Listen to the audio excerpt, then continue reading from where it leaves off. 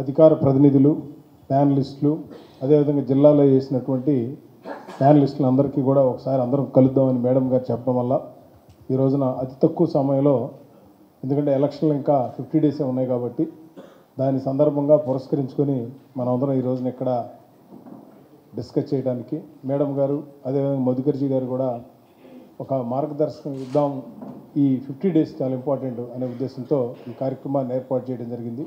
దానికి ముఖ్య అతిథిగా ఇచ్చేసినటువంటి గౌరవనీయురాలు కేంద్ర మాజీ మంత్రివర్యులు, అదేవిధంగా భారతీయ జనతా పార్టీ అధ్యక్షులైనటువంటి శ్రీ పురంధేశ్వర్ గారికి, అదేవిధంగా సోదరుడు మన చీఫ్ స్పోక్స్ పర్సన్ అయినటువంటి మన లంకా దినకర్ గారికి, అదేవిధంగా ఇక్కడ విచ్చేసినటువంటి సోదరిమణులకు, పత్రికా విలేకరులకు అందరికీ ముందుగా నమస్కారాలు తెలియజేస్తూ ఉన్నాను.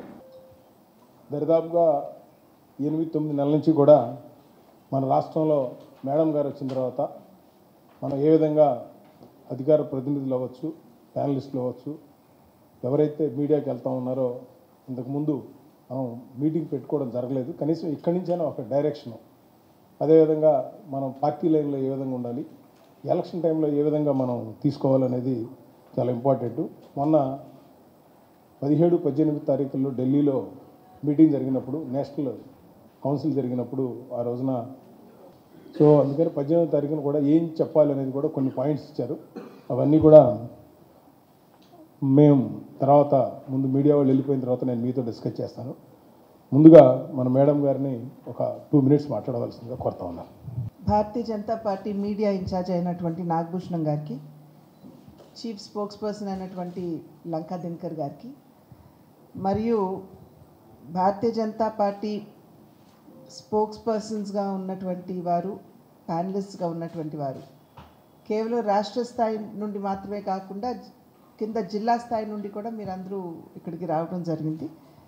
మీ అందరికీ ముందుగా పేరు పేరు నా నమస్కారాలు తెలియజేస్తున్నాను. పాత్రికేయ మిత్రులు కూడా నా నమస్కారాలు నేను తెలియజేస్తున్నాను. మనకి ఎన్నికలు ఇంకెంతో కాలం లేదు, ఇంకొక 50 రోజుల్లో, 45-50 రోజుల్లో మనం ఇంకా ఎన్నికలకు వెళ్ళబోతున్నాం. ఆ సందర్భంలో మీడియా స్పోక్స్ పర్సన్స్ ఎవరైతే ఉంటారో వారు చాలా ప్రధాన భూమికని పోషించవలసి ఉంటుంది. అది రాష్ట్ర స్థాయిలో కావచ్చు, జిల్లా స్థాయిలో కావచ్చు. అనేక అంశాలు ప్రస్తావిస్తూ ప్రజల్ని చైతన్యవంతుల్ని చేస్తూ, వారిలో అవగాహన పెంచుతూ, మనం అవగాహన పెంచుకుంటూ, పార్టీని భుజాన మోస్తూ ముందుకు తీసుకువెళ్ళవలసినటువంటి బాధ్యత మీ అందరి మీద ఉంటుంది. దానికి ఏ రకంగా ముందుకు వెళ్ళాలి అనేటువంటి అంశాలకు సంబంధించి ఢిల్లీలో మీడియాకు సంబంధించినటువంటి ఒక సమావేశం ఏర్పాటు చేసుకోవడం జరిగింది. ఢిల్లీలో ఉన్నటువంటి నాయకులు, అదేవిధంగా మీడియా సెల్ ఏదైతే ఉందో వారు అనేక సూచనలు, సలహాలు కూడా ఇవ్వడం జరిగింది. మొన్న నేషనల్ కౌన్సిల్ మీటింగ్ మనకి జరిగినప్పుడు 17-18 జరిగింది. 19-18 అనుకుంటాను, ఈ నేషనల్ స్పోక్స్ పర్సన్స్కి సంబంధించినటువంటి ఒక వర్క్షాప్ నిర్వహించడం జరిగింది. దానికి సంబంధించినటువంటి వివరాలు కొద్దిసేపట్లో నాగభూషణం గారు ఆ వివరాలన్నీ కూడా మన ముందు ఉంచుతారు. అయితే ఇవాళ స్పోక్స్ పర్సన్స్గా ఒకటి మన పార్టీ చేసినటువంటి పనులు ఏమిటి? ఇవాళ మనం కేంద్రంలో అధికారంలో ఉన్నాం. 10 సంవత్సరాలుగా మనం అధికారంలో ఉన్నటువంటి సందర్భంలో నేషనల్ లెవెల్లో, అంటే జాతీయ స్థాయిలో దేశానికి ఏ రకమైనటువంటి సేవలు భారతీయ జనతా పార్టీ అందించింది అనేటువంటి విషయంపై మనకి ఒక స్పష్టత ఉండాలి. అదేవిధంగా రాష్ట్రానికి అందించినటువంటి సహకారం కూడా ఇవాళ అనేక సందర్భాల్లో మనం చెప్తూ ఉంటాం. రాష్ట్రంలో ఏదైనా అభివృద్ధి జరుగుతున్నది అంటే అది కేవలం కేంద్ర ప్రభుత్వం అందించినటువంటి సహాయం మాధ్యమంగానే. ఏ కార్యక్రమం చూసుకున్నా కూడా సింహభాగం ఇవాళ కేంద్ర ప్రభుత్వం తన సహకారాన్ని అందిస్తున్నటువంటి సందర్భంలోనే ఇక్కడ ఒక రకంగా మనం అభివృద్ధి చూసినా, సంక్షేమాన్ని చూసినా. అయితే మనందరికీ తెలుసు, అనేక కార్యక్రమాలు ఏదైతే కేంద్ర ప్రభుత్వం ప్రవేశపెట్టిందో మనం గనక ఆ రాష్ట్రంలో అధికారంలో లేకపోయినట్లయితే ఆ రాష్ట్ర ప్రభుత్వాలు వారి స్టిక్కర్లు అంటించుకుంటూ ఇవి మావేనని చెప్పి ప్రాచుర్యం కూడా చేసుకోవడం జరుగుతూ ఉంటుంది. కనుక ప్రజల్లో ఏమిటంటే కేంద్రంలో మీరు అధికారంలో ఉన్నారు, కానీ ఏ రకమైనటువంటి సహకారం మాకు రాష్ట్రానికి అందించడం లేదు, మొత్తం అంతా కూడా రాష్ట్ర ప్రభుత్వమే చేస్తున్నది, అంత భారం రాష్ట్ర ప్రభుత్వం మోస్తుంది అనేటువంటి ఒక అపోహ ప్రజల్లో ఖచ్చితంగా ఉండక తప్పదు, ఉన్నది కూడా. కనుక మనకి ముందు మన ప్రభుత్వం ఏం చేసింది అనేటువంటి అంశాల మీద మనకి ఖచ్చితంగా స్పష్టత అనేది ఖచ్చితంగా మనకు ఉండాలి.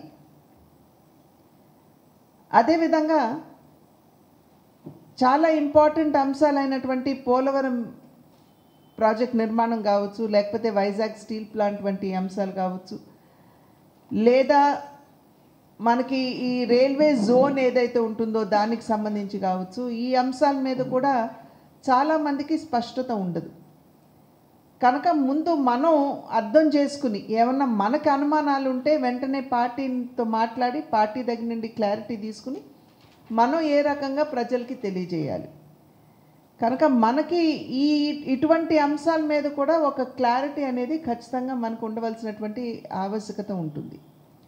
కనుక ఏమాత్రం ఏ అంశాల మీద మీకు అనుమానం వచ్చినా, అనుమానం ఉన్నా, మీరు వెంటనే మీడియా ఇన్ఛార్జ్ గారు కావచ్చు, లేదా చీఫ్ స్పోక్స్ పర్సన్ కావచ్చు, వారితోటి వెంటనే మాట్లాడి మనకున్నటువంటి అనుమానాన్ని నివృత్తి చేసుకుంటూ ఆ సబ్జెక్ట్ పట్ల మనం అవగాహన పెంచుకుంటూ మనం ముందుకు వెళ్ళవలసినటువంటి బాధ్యత. అంటే ఒక రకంగా పార్టీని మీరు మీ భుజస్కంధాల మీద మోస్తూ మీరు విజయం దిశగా తీసుకువెళ్ళేటువంటి మాధ్యమాలు మీరు అని చెప్పి ఇక్కడ గుర్తించవలసినటువంటి అవసరం ఉన్నది. ఎందుకంటే మనం మీడియాలో మాట్లాడుతున్నటువంటి సందర్భంలో ఒక్క ఫుల్ స్టాప్ కామా తేడా వచ్చినా అర్థాలు మారిపోయేటువంటి పరిస్థితి కూడా ఉంటుంది. కనుక ఈ మధ్యన 2-3 రోజుల క్రితం కూడా మనం చూసాం, విషయాల తర్వాత మాట్లాడుకుందాం. కానీ ఆ రకంగా చాలా జాగ్రత్తగా మాట్లాడుతున్నటువంటి సందర్భంలో కూడా మనం చాలా జాగ్రత్త వహించవలసినటువంటి బాధ్యత మన మీద ఉంటుంది.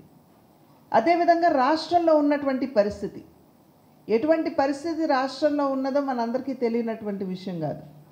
అవినీతి పెచ్చుమీరిపోయింది. ఆ అవినీతి భారం ఇవాళ ప్రజల మీద పడుతున్నది. మనందరికీ తెలుసు, కరెంటు విద్యుత్ ఛార్జీలు ఏ విధంగా పెంచారో, మరి చెత్త మీద పన్నులు ఏ రకంగా వేశారో, ప్రజలకి మరి గ్రామీణ ప్రాంతాల్లో ఇస్తే అసలు రోడ్ల పరిస్థితి ఎంత అధ్వాన్నంగా ఉన్నదో మనందరికీ తెలియనటువంటి విషయం కాదు. కేంద్రం ఇవాళ 22 లక్షల ఇళ్ళు రాష్ట్రానికి ఇస్తే అక్కడ టిడ్కో ఇళ్ళు అంతకుముందు ఉన్నటువంటి ప్రభుత్వం కట్టినటువంటి 3 లక్షల టిడ్కో ఇళ్ళు కూడా పంచలేనటువంటి పరిస్థితిలో ఇవాళ ఈ రాష్ట్ర ప్రభుత్వం ఉంది, ప్రస్తుత అధికారంలో ఉన్నటువంటి వైఎస్ఆర్సీపీ ప్రభుత్వం. నేను నెల్లూరుకి వెళ్తున్నటువంటి ఒక కార్యక్రమానికి వెళుతూ అక్కడ ఇళ్ళు కనపడితే ఆగి దిగి చూస్తే ఫౌండేషన్ కూడా, అంటే పునాది కూడా ఇళ్ళకి లేవు. కింద ఏదో 4 బీముల్లాగా వేశారు సిమెంట్ తోటి, దాని మీద ఇల్లు కట్టేశారు. ఆ కింద చేయి పెడితే ఇటువైపు నుండి అటువైపుకి చేయి కూడా వచ్చేటువంటి మనకు కనపడేటువంటి పరిస్థితి మనం అక్కడ చూసాం. అంటే ఏ రకంగా పేదల జీవితాలతో ఆడుకుంటున్నారో మనం ఇక్కడ గమనించాలి. ప్రతి లబ్ధిదారుడి దగ్గర కూడా దగ్గర 25,000 దగ్గర నుండి ₹1,00,000 వరకు ప్రభుత్వం తీసుకుంది. ఇంతకు ముందున్న ప్రభుత్వం కావచ్చు, ఇప్పుడున్నటువంటి ప్రభుత్వం కావచ్చు. మరి దాని మీద ఎంత వడ్డీ పెరిగిపోతుంది పేదవాడికి. అది మాత్రమే కాకుండా ఇల్లు లేనటువంటి సందర్భంలో అతను 5,000, 3,000, 2,000, 4,000 అద్దెకి తీసుకుని ఉంటాడు ఇల్లు ఉండటానికి. మరి ఆ అద్దె అంతా కూడా మనం ఒకవేళ సరిచూసినట్లయితే ఎంత భారం ఇవాళ పేదవాడి మీద పడుతుంది, ఇది మనం ప్రశ్నించాలి. అదేవిధంగా శుద్ధమైనటువంటి త్రాగు నీరు ప్రజలకు ఇవ్వాలి అని చెప్పి కేంద్ర ప్రభుత్వం ఆకాంక్షించింది. ఎందుకంటే చాలా వరకు కూడా ఒకవేళ మనం మనకేదైనా అనారోగ్యం వాటిల్లితే అది గాలి మాధ్యమంగా లేదా నీటి మాధ్యమంగా వస్తుంది. కనుక శుద్ధమైనటువంటి త్రాగునీరు ప్రజలకు అందించి వారి ఆరోగ్యాన్ని కాపాడాలి అని జల్ జీవన్ మిషన్ అని చెప్పి చాలా ప్రతిష్టాత్మకంగా కేంద్ర ప్రభుత్వం తీసుకుని వచ్చి వేలాది కోట్ల రూపాయలు రాష్ట్ర ప్రభుత్వానికి ఇస్తే ఎన్ని ఇళ్లకి మీరు కుళాయి కనెక్షన్లు ఇచ్చారు ఇవాళ? ఇది ఖచ్చితంగా మనం వేయవలసినటువంటి ప్రశ్న. ఎందుకంటే పైనుండి కేంద్రం పేదల యొక్క సంక్షేమాన్ని ఆకాంక్షిస్తూ ఇస్తున్నారు. ఇక్కడ మేము సంక్షేమం ప్రజలకు అందిస్తున్నాము అని చెబుతూ వారి జోబు నుండి ఏదో డబ్బు ఖర్చు పెడుతున్నట్టుగా వాళ్ళ ప్రభుత్వం ఇక్కడ మాట్లాడుతుంది. కానీ నిజమైన సంక్షేమం అనేది అందివ్వకుండా ఓటు బ్యాంకును మాత్రమే పదిలపరచుకోవడానికి ఇక్కడ ఏ రకంగా ఉచితాల మాధ్యమంగా ఒక ప్రక్రియ జరుగుతుందో మనం అందరం కూడా ఇక్కడ అర్థం చేసుకోవాల్సినటువంటి అవసరం చాలా ఉన్నది. కేంద్ర ప్రభుత్వం ఇవాళ దేశంలో 80 కోట్ల పేదలకి ఉచితంగా ఇవాళ బియ్యం ఇస్తున్నారు. కానీ అక్కడ అది ఓటు బ్యాంకుగా పరిగణించలేదు. కరోనా సందర్భంలో పొట్ట చేత పట్టుకుని ఒక రాష్ట్రం నుండి ఇంకొక రాష్ట్రానికి వలస వెళ్ళినటువంటి పేద ప్రజలు అక్కడ తినటానికి కూడా కూడు లేకుండా వారు ఇబ్బంది పడుతున్నటువంటి సందర్భంలో ఈ యొక్క కార్యక్రమాన్ని ప్రవేశపెట్టారు. కానీ అది ఓటుగా మారుతుంది అని కాదు, నిజంగా ఆ పేదవాడికి సేవ చేయాలని. ఇవాళ మనకి ఇంకొక 5 సంవత్సరాల కాలం ఈ బియ్యం కూడా పొడిగించడం జరిగింది గరీబ్ కళ్యాణ్ అన్న యోజన అన్న పేరుతోటి. కానీ రాష్ట్రంలో ఆ రకంగా కాదు, నిజంగా పేదవాడికి సంక్షేమాన్ని అందించాలి అనేటువంటి ఆలోచన కాదు. ఫలానా కులంలో మహిళలు ఉంటే వాళ్ళకి 15,000 ఇస్తారు, ఫలానా కులం వాళ్ళైతే నేను 10,000 ఇస్తాను, ఆటో డ్రైవర్కి నేను 10,000 ఆటో డ్రైవర్కి ఇస్తున్నారు. కానీ పాపం గతుకులమయంగా ఉన్న రోడ్ల మీద ఆటోని నడుపుతూ ఎంత పెట్రోల్ భారం అండి అతనికి. ఆ ఆటో పాడైపోతూ అతనికి ఆ బాగు చేయించుకునేటువంటి భారం కూడా ఇవాళ ఆటో డ్రైవర్ మీదే. కనుక ఈ రకంగా పేదల్ని ఆంధ్ర రాష్ట్ర ప్రజల్ని మోసం చేసేటువంటి ఒక పరిస్థితి మనకి రాష్ట్రంలో ఉన్నటువంటి సందర్భంలో బాధ్యత కలిగినటువంటి స్పోక్స్ పర్సన్స్గా మన యొక్క బాధ్యత ఈ విషయాలన్నింటినీ కూడా అర్థం చేసుకుంటూ మనం అవగాహన పెంచుకుంటూ పైనుండి ఆదేశాలు రావాలి అని వేచి ఉండకుండా మేము ఈ విషయం మీద ఇవాళ ప్రెస్ పెడుతున్నాం. జిల్లా స్థాయి నుండి కూడా మీరు స్పోక్స్ పర్సన్ మీడియా ఇన్ఛార్జ్ గారికి మీరు తెలియజేసి మీరు అక్కడ పెట్టుకోవాలి. కనుక ఒక యాక్టివ్ మీడియా స్పోక్స్ పర్సన్ని చూడాలి అనేటువంటి ఆలోచనతో ఇవాళ ఇది ఒక ప్రారంభం మాత్రమే.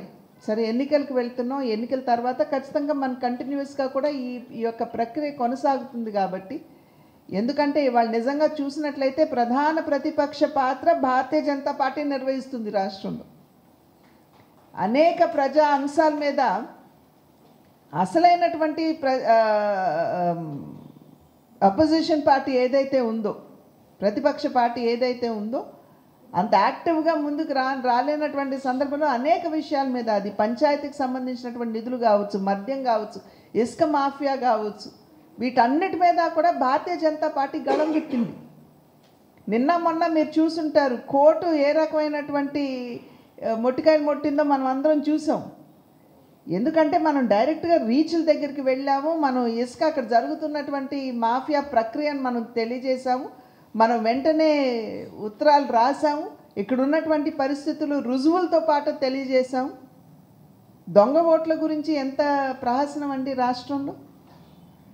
ఎపిక్ కార్డ్స్ ఇక్కడ ఉన్నటువంటి అధికారులతోటి కుమ్మక్కయ్యి ఎపిక్ కార్డ్స్కి సంబంధించి ఆ పాస్వర్డ్, ఆ యూజర్ నేమ్ తీసుకుని ఓటర్ లిస్ట్ డౌన్లోడ్ చేసుకుని ఏ బూతుల్లో ఎవరు ఉండరు ఎన్నికల సమయానికి, చనిపోయిన వాళ్ళు ఎంతమంది, లేకపోతే విదేశాల్లో ఉన్న వాళ్ళు ఎంతమంది, లేదా ఇతర రాష్ట్రాల్లోనూ ఇతర ప్రాంతాల్లోనూ ఉండి ఓటు వేయడానికి రానటువంటి వారెవరు, ఒక్క తిరుపతి నియోజకవర్గంలో, అసెంబ్లీ నియోజకవర్గంలో 35,000 ఫేక్ ఓటర్ కార్డ్స్ తయారు చేశారంటే అసలు ఇంతకంటే అన్యాయం ఉంటుందా?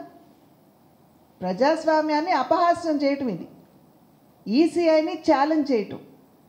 కనుకనే వెంటనే మనం రుజువులతో పాటు ఎప్పుడైతే మనం ఉత్తరం రాయడం, వారిని కలవడం, ఆ రుజువును కూడా వారికి ఇచ్చాము పెన్ డ్రైవ్లో. వారు అవన్నీ కూడా చూసుకుని చీఫ్ ఎలక్షన్ కమిషనర్ గారు వారు ప్రక్రియ ఆల్రెడీ స్టార్ట్ చేసి ఐఏఎస్ ఆఫీసర్ మీద కలెక్టర్ని సస్పెండ్ చేశారు.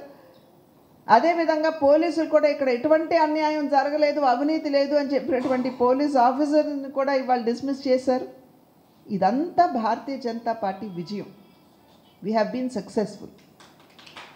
కనుకనే ప్రధాన ప్రతిపక్ష పాత్ర భారతీయ జనతా పార్టీ నిర్వహించింది రాష్ట్రంలో అని చెప్పడానికి ఇవన్నీ కూడా నిదర్శనాలు.